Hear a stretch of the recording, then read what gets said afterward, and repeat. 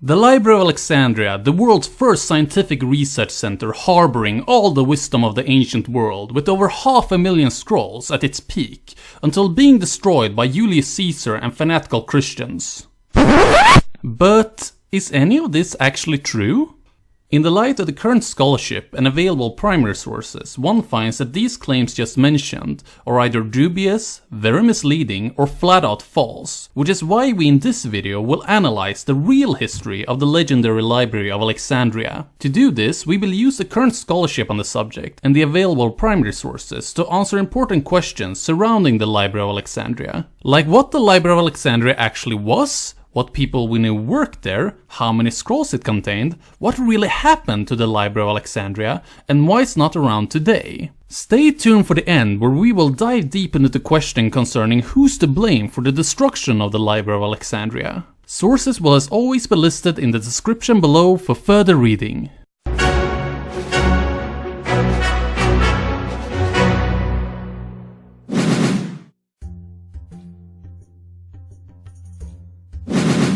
After the death of Alexander the Great in 323 BC, his young empire collapsed into several smaller states. One of these states became the Kingdom of Egypt, which was ruled by the Ptolemaic dynasty. The capital of this kingdom was the city of Alexandria. Sometime during the 3rd century BC, one of the Ptolemaic kings founded what's called the Alexandrian Museum, which was a religious shrine dedicated to the 9 muses, who were minor classical deities believed to inspire artists. Being a shrine dedicated to the Muses, the Alexandrian Museum also functioned as a sort of academic institution where scholars from across the ancient world were hired by the Egyptian kings to do research in various fields such as astronomy, rhetorics, poetry, and other subjects. Based on the accounts we have of its interior, we can infer that it likely had a hall with recesses and seats for lectures and private study. It also had a communal dining hall with kitchens, a dormitory, and other residential apartments. So where did the Great Library of Alexandria come into all this? Well, you see, what people usually imagine when they think of the Library of Alexandria is this huge single building containing quote-unquote all the wisdom of the ancient world. However, the real Library of Alexandria was not its own building, but simply a collection of books that was associated with the Alexandrian Museum. It was most likely part of the museum complex, and according to the scholar Lionel Casson, would have taken the shape of a colonnade with a lineup of rooms behind. The rooms would serve for shelving the holdings, and the colonnade provided space for the readers. Being given much support from the Ptolemaic kings, the library's collection quickly grown into one of the largest in the ancient world, even though its real size is often misunderstood. In addition to the main library, the Ptolemies also founded smaller, so-called daughter libraries, on various locations in Alexandria. The most famous one being the library placed in the pagan temple known as the Serapeum, which we will soon see is very important in understanding who is to blame for the destruction of the Library of Alexandria. There are several known factors that contributed to the library's growth, including sending out agents to score book markets all around the Mediterranean and translating foreign books into Greek. The most legendary factor though is the claim that the Ptolemaic kings went so out of their way to acquire new books that they ordered their agents to confiscate the books arriving on ships in the Alexandrian harbor. The books are said to then have been copied and later returned to their original owner. Now it's possible that this odd practice did occur at some time to some extent, but it's quite unlikely if one takes into account what that actually would have to imply. The whole claim is based upon an allegory given by the 1st century Roman physician Galen, and if the Ptolemies would have tried to pull off something like that, no one would have been willing to take any books with them into Alexandria, since no one would be willing to wait for several weeks for a scribe to painstakingly copy their books on the floor by hand.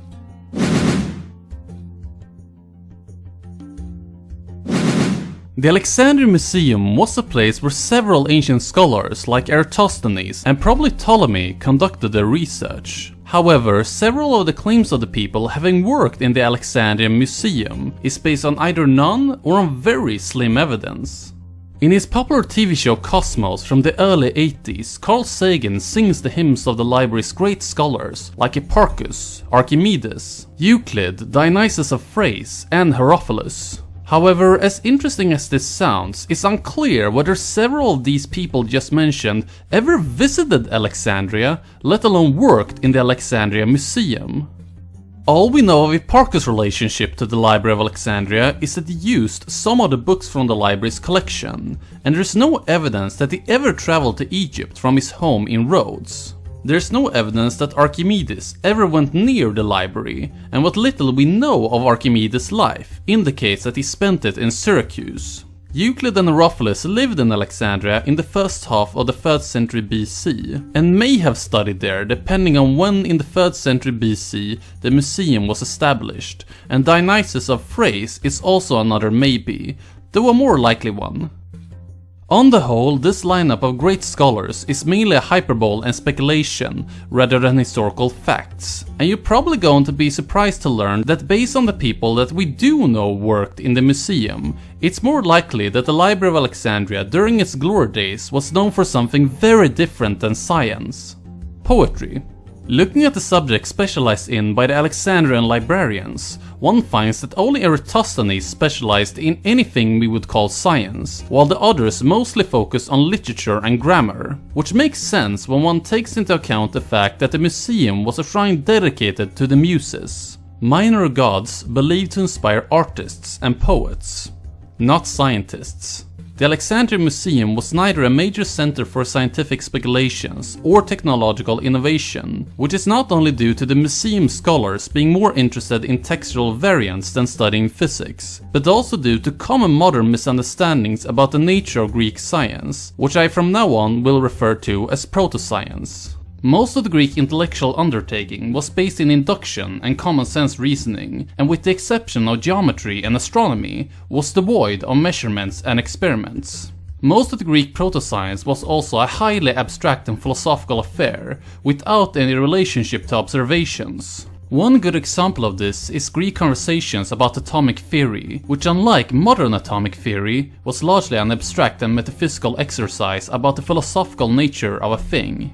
No Greek philosopher walked away from such a conversation and decided to try to build equipment to explore the physical nature of atomic structures, or considering that different forms of matter were made up of different combinations of atoms, or experiment on these substances, and would likely have considered such ideas as absurd.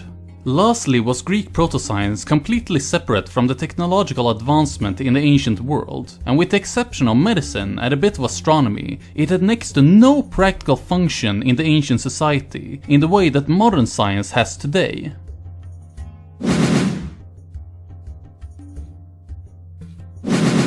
If you're any familiar with the history of the Great Library of Alexandria, you've probably heard people making rather interesting claims regarding how many scrolls that the Library of Alexandria is said to have contained.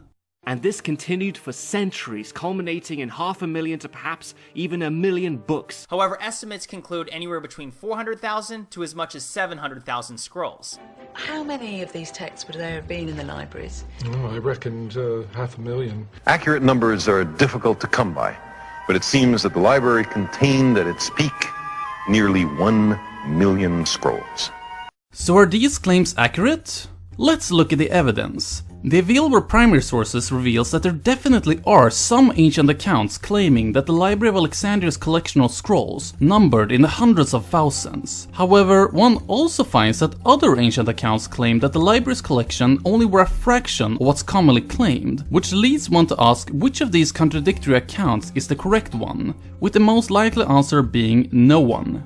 The scholar Delia points out that libraries in the ancient world lacked any sort of modern inventory system, which meant that even if the librarians in Alexandria wanted to count their book collections, they neither have the means nor time to do so, from which it follows that none of the ancient accounts can be considered reliable, but rather as wild guesses and rhetorical flourishes made with numbers, which modern history popularizes uncritically repeats for various reasons. So if none of the ancient accounts are reliable, is there still any way to at least somewhat accurately estimate how many scrolls the library contained? Well, there might just be, and the answer may surprise you. Instead of starting from the ancient accounts, the scholar Roger S. Bagnall has approached the question from a different angle. In his paper called Alexandria Library of Dreams, Bagnall starts with noting how many authors we know of that were writing in the early Hellenistic period. We know of around 450 writers whom we know at least some lines of writing existed in the 4th century BC, and another 175 from the 3rd century BC. Bagnall points out that most of these writers probably only wrote around a couple of scrolls each in their lifetime, with a few exceptions like playwrights whose works could fill up to even 100 scrolls. If we adopt the assumption that every writer in the ancient world wrote exactly 50 scrolls each, which is a very implausible assumption, we would arrive at around 31,250 different scrolls in total that existed during the glory days of the Library of Alexandria, which is a far cry from the supposed over 500,000 that people usually claim was stored in the Library of Alexandria, and from these calculations Bagnall concludes the following. We must then assume, to save the ancient figures for the contents of the library, either that more than 90% of classical authors are not even quoted or cited in what survives, or that the Ptolemies acquired dozens of copies of everything, or some combination of these unlikely hypotheses. If we were, more plausibly, to use a lower average output per author, the hypothesis needed to save the numbers would become proportionally more outlandish. One way to estimate how many scrolls an ancient library could have contained is by studying the library ruins, and from it calculate how many scrolls it could have contained when it was being used. However, this approach don't work on the Library of Alexandria, since the library's archaeological remains have been erased over the centuries by earthquakes and modernist urban planning in the 20th century. However, this archaeological approach can still be applied to other ancient libraries, which can be compared to the Library of Alexandria. For example, based on an archaeological survey in Rome, Lionel Casson estimates that the library in the Forum of Traian could have held around 20,000 scrolls, and based on a similar survey of the remains of the Library of Pergamon, the historian James Hannam estimates that it could have held around 30,000 scrolls. Most people don't know this, but during the Hellenistic era, the Library of Pergamon was actually considered to be a genuine rival to the Great Library of Alexandria. And given that information, a more reasonable estimation of how many scrolls the Library of Alexandria could have contained is around 40 to 50,000 at its height. This would have made the Alexandrian library the greatest library in the ancient world by a wide margin, and thus the source of its renown and later myths, but it's still a far cry from the 500,000 to 1,000,000 scrolls usually claimed by uncritical popular sources and people with access to grind.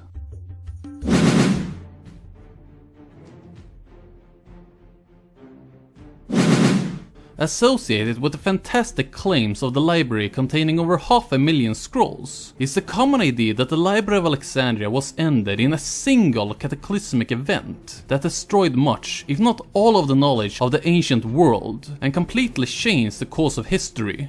The culprits most commonly assumed to be responsible for this is usually Caesar, Alexandrian Christians, and the Caliph Omar.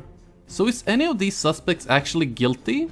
Well, let's just say that the guilt for the Library of Alexandria's disappearance don't necessarily rest with one single person.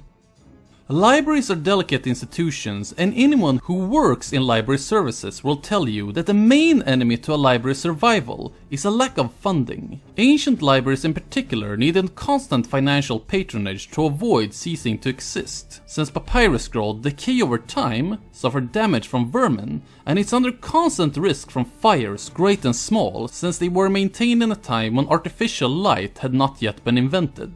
They also needed a large staff to undertake the unending task of repairing, replacing, and recopying scrolls, and these tasks were expensive to maintain since they had to be able to read and write, which was a quality few people in the ancient world possessed. During the library's glory days in the 3rd and 2nd century BC, the labor and upkeep of the institution would generally have been reliable. However, already by the 1st century BC, there's indication that the prestige of the Alexandrian library had begun to decline.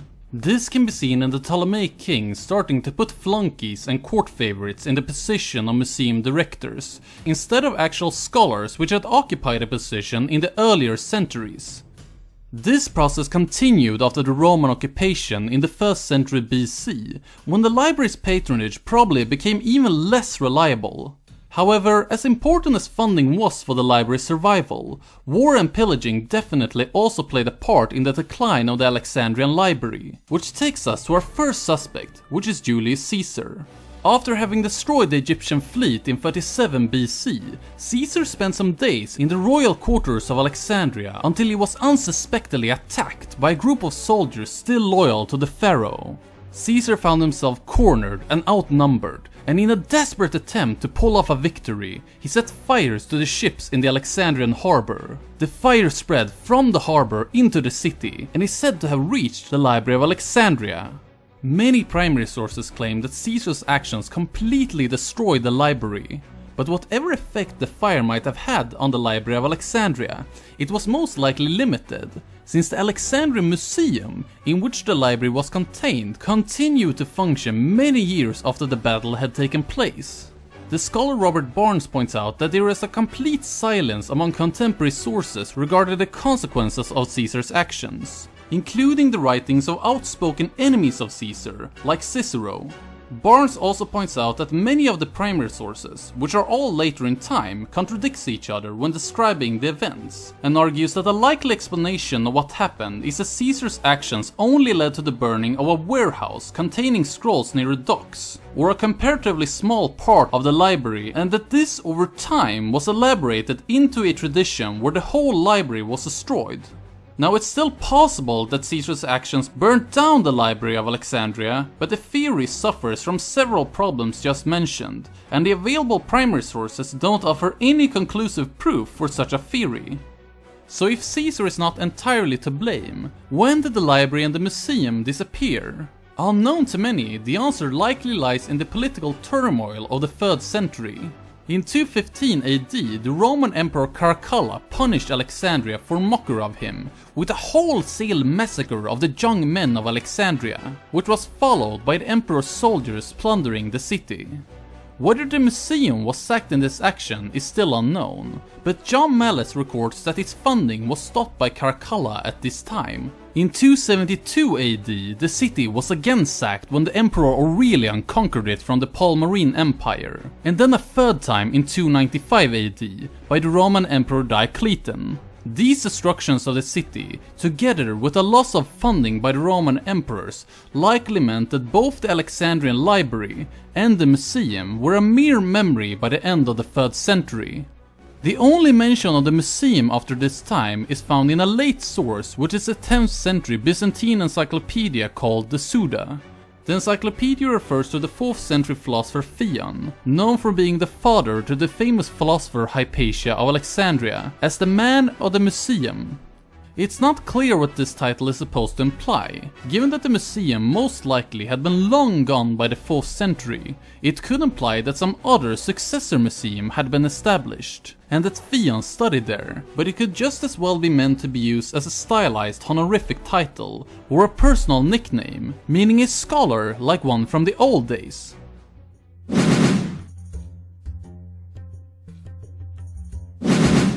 Okay, so if the Library of Alexandria likely had been long gone by the end of the 3rd century AD, how does it come that Alexandrian Christians and Caliph Omar are still commonly accused of being responsible for its destruction?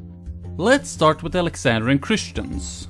By the late 4th century AD, Alexandria had become a majority Christian city, and in year 391 the Alexandrian bishop Theophilus tried to close down the pagan temple known as the Serapeum, in a campaign against remaining pagan sects in the city. The Serapeum was, as mentioned earlier, a building that at some point in time had worked as one of the Library of Alexandria's daughter libraries. Bishop Theophilus did get permission by the Roman Emperor to destroy the temple, but he did not get any support from the Roman military, and he therefore stormed the temple with a mob of people and destroyed it. So looking at the historical record, it seems like the Christian mob did not destroy the Alexandrian library, but they at least seem to have destroyed one of its daughter libraries, which had been located in the Serapeum. However, in the light of the available primary sources, that's a problematic statement. The first primary source indicating this is the 4th century Roman chronicler Ammianus Marcellinus. He had traveled to Egypt in the middle of the 4th century and had probably visited Alexandria himself. In his written history of the Roman Empire, he gives a detailed description of the city, which includes a description of the Serapeum. The Serapeum, which of feeble words merely belittle it, yet it's so adorned with extensive columned halls, with almost breathing statues and a great number of other works of art, that next to the Capitolium, which revered Rome elevates herself to eternity, the whole world beholds nothing more magnificent. In this were invaluable libraries, and the unanimous testimony of ancient records declares that 700,000 books, brought together by the unremitting energy of the Ptolemaic kings, were burnt in the Alexandrian War. Here Ammianus is obviously confusing the library in the Serapeum with the main library of Alexandria. However, his account is still important because of the way he describes the Serapeum library. Notice how Ammianus talks about the library in the past tense, indicating that the library did no longer exist when he wrote down his account sometime in the 360s, which fits well with the accounts we have of the destruction of the Serapeum. You might be surprised to learn that we have no less than 5 accounts of the destruction of the Serapeum, making it one of the most well-documented events in ancient history. However, despite a whole 5 accounts describing the destruction of the Serapeum, none of them mentions the destruction of any library within the Serapeum, or even hints at it. This silence is made even more significant by the fact that one of these writers is Eunapius of Sardis. Eunapius was a pagan, a scholar, and a vehemently anti-Christian author, which is manifest in his account of the destruction of the Serapeum, where he spares no effort to make Theophilus and the other Christians look as barbaric and foolish as possible. If anyone had an incentive to mention that a mob of Christian fanatics was burning down the last remains of the great library of Alexandria, it was Eunapius. However, in his account of the destruction of the Serapeum, he never mentions the destruction of any library, or even hints at there being a library there at the time. The accounts of the Serapeum's destruction, together with the account of Ammianus, gives a good indication that the daughter library in the Serapeum no longer existed when the temple was destroyed in 391. But is there any evidence pointing to the contrary? Well, maybe. Some scholars have tried to argue for the opposite, using the writings of a man called Aptonius of Antioch. Aptonius was a teacher in rhetoric who lived in late antiquity. We know next to nothing of his life, except that he lived in the city of Antioch between the 4th and 5th century AD, and that he is the author to a textbook in rhetoric called the Prognosmata. In the Prognosmata, Aptonius gives a detailed description of a pagan temple with book storages, indicating that the temple described had a library, which most scholars agreeing must be a description of the Serapeum, given the features mentioned in other places in the description. What's notable about the description is that Aptonius is describing the temple and its interior in the past tense, and from that some scholars have argued that Aptonius himself had visited the Serapeum some years before its destruction, seeing that the library was still there, to later write down the description in the Prognosmata after the Serapeum was destroyed in 391, from which it follows that his description indicates that the daughter library still existed when the Serapeum was destroyed. However, there are several question marks surrounding this interpretation. For a start, it assumes that the description was written down after 391 rather than before, which there is no evidence for, and it also assumes that Aptonius' description is based on his own experience, when he in fact, as the scholar George Alexander Kennedy points out, could have relied on a written description, which is not unlikely given that the purpose with Aptonius' description is not to give an historical account of the Serapeum, but only to give an example of a good rhetorical description. Kennedy argues that this is likely to be the case, and since Ammianus Marcellinus, who visited Egypt in the middle of the 4th century, points to there not being any library in the Serapeum at the time, it's plausible that Aptonius did in fact rely on a written description, from which it follows that this argument don't work. So in conclusion, is the tale of the Christian destruction of the Library of Alexandria or the daughter library not only dubious, but is also without any evidential foundation. Closely related to the tale of the burning of the Library of Alexandria is the tale of the brutal murder of the female philosopher Hypatia of Alexandria, which I have covered in detail in a video you can access via the card in the top right corner or in the link in the description below. As for Caliphomar, you can probably already guess the answer, but it's worth covering quickly anyway. In 640 AD, the Islamic Caliph and former advisor of the Prophet Muhammad conquered the city of Alexandria from the Eastern Roman Empire. When discovering the Alexandrian library, he is said to have ordered all of its contents burnt for either being useless or harmful to Islam in a process that lasted for 6 months. There are 2 sources that makes this claim, both which are written many centuries later.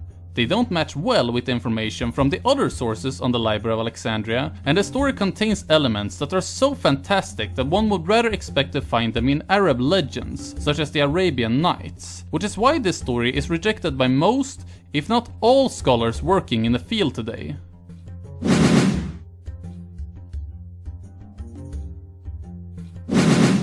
So in conclusion, is the popular conception of the Library of Alexandria as a scientific research center and a place harboring all the knowledge of the ancient world, largely a fairy tale cobbled together from disparate elements and bearing little to no relationship to accurate history. The Great Library of Alexandria was not a secular establishment, and not nearly as large as many prefer to claim. It was not a particular center for science, it was not destroyed in one cataclysmic event, but in a long drawn-out process that was mainly due to a change in priority among the rulers of Alexandria. The disappearance of the library did also not lead to the loss of all the knowledge of the ancient world, or ushering in some sort of medieval Dark Age, given that the whole concept of the medieval Dark Ages has been rejected in scholarship for decades, and the idea that a single ancient library could have survived into the modern era is frankly ridiculous, which becomes evident due to the fact that none of the many other ancient libraries did so.